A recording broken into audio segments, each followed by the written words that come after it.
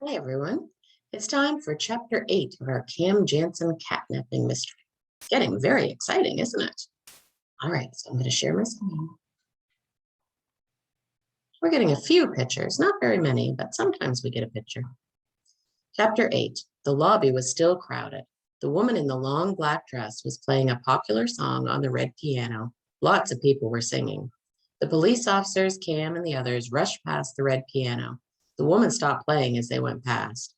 Hey, the bell captain called as they passed his desk. Did you catch the thief? We will, Officer Jansen said.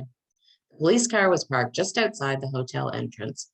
Officer Jansen got in the driver's seat. Officer Goldberg got in the passenger side of the front seat. Then he opened the back door for the others. Mrs. Jansen got in first. Then Cam got in and sat on her mother's lap. Aunt Molly went in next, followed by Mr. Jansen. Eric looked in the crowded back seat. We're in a hurry, Officer Goldberg said. Aunt Molly said, Get in, Sheldon. There's plenty of room. She still has his name wrong. His name is Eric Shelton, Mr. Jansen said as Eric squeezed in and sat on his lap. Officer Goldberg turned on the siren and Officer Jansen drove off. Each time the car hit a bump, Cam and Eric's heads hit the roof of the car.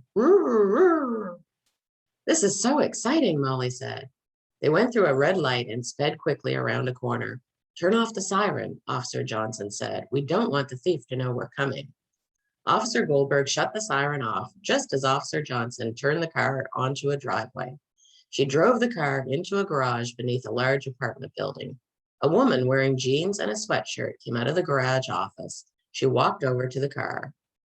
Hi, Beth, Officer Jansen said to her. We're looking for a green van.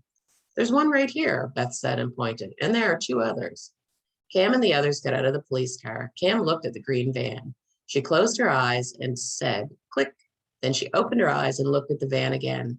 This isn't the one, she said. The one near the hotel had mud on it and a large dent in the back. I'll show you the others, Beth said. She led everyone through the garage to another green van. This one was parked next to a large cement pole. Cam looked at the van. She closed her eyes and said, click. Then she opened her eyes and said, This is it. The two police officers turned to Beth. It belongs to the man in apartment 7E, she told them. Thanks, Officer Goldberg said, as he and Officer Jansen walked to the elevator in the corner of the garage. Cam and the others followed them. Where are you all going? Officer Jansen asked when the elevator door opened.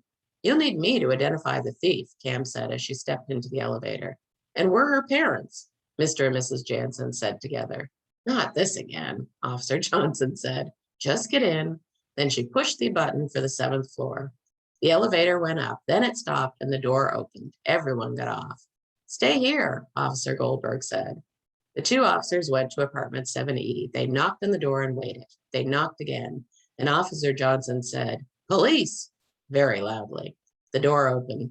What is it? The person who opened the door asked. He didn't step outside the apartment, so Cam couldn't see if he was the thief. We're investigating a robbery, Officer Jansen said. The man said, I didn't rob anyone. Do you mind if a girl comes in and takes a look at you? Officer Goldberg asked. The man said, I didn't rob any girl. Officer Jansen signaled for Cam to come over. Cam took one look at the man and said, Yes, that's him. Ooh, very exciting. And you know what? I noticed something funny about that chapter. Did you notice? Do you think the police would really let everyone get into their police car and not wear seatbelts? I don't think so. I think that was a silly part of the story, right? I don't think that would really happen.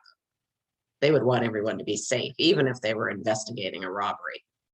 Okay, so we will see you very soon for the next chapter of our story. All right, bye-bye.